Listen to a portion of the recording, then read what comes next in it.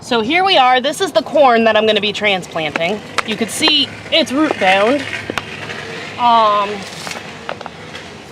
And I don't have that much room in my garden, so I'm moving this flagstone and I'm going to dig a hole. But first, I found some grubs.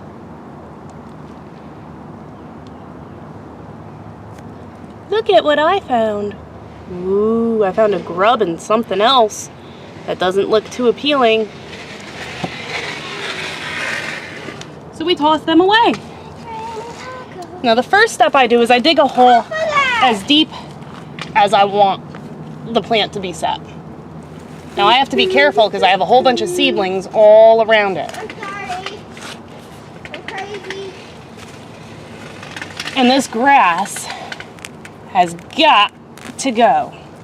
I don't want grass in my garden. Hold on, I'm ringing.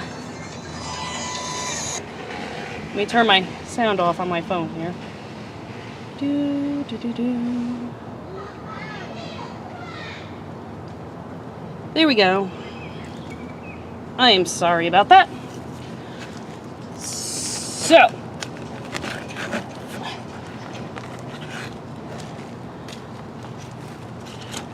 I'm basically digging a hole and I'm going to size it up. However, I have a stake from last year's mat. I also found a problem in here. I found out that one of my plants is bolting. So,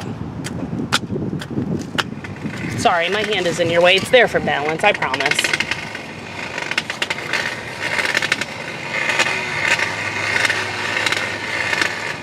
Soil back here is a lot nicer than the rest of the garden.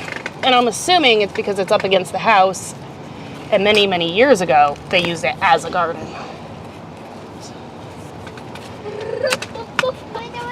Now I'm trying not to cover any of my plants with this soil. Go get your shoe. Go get your shoe. Okay, now I'm gonna see if that's big enough, which I doubt that it is. But let's give it a go. I need to come out just a little bit more.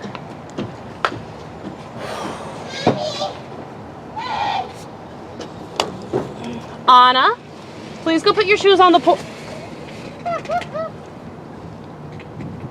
Mommy! Fuck. Mom! Mom!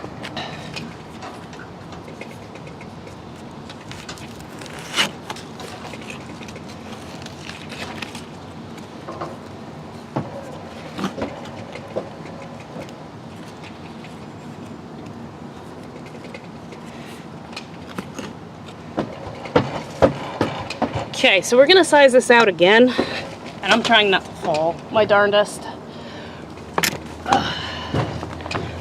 Now that is much better.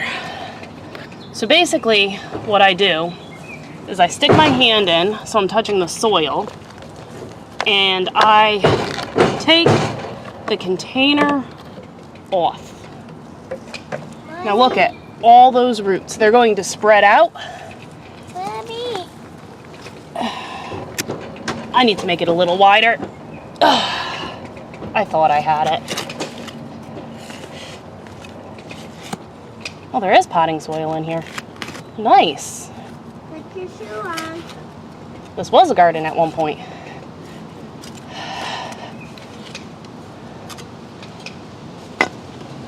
Now all I do, I don't move the roots or anything. Put your shoe on. I just set it in and I work the dirt around it. Trying not to smush anything else. Pulling the rocks out. Big trouble for that.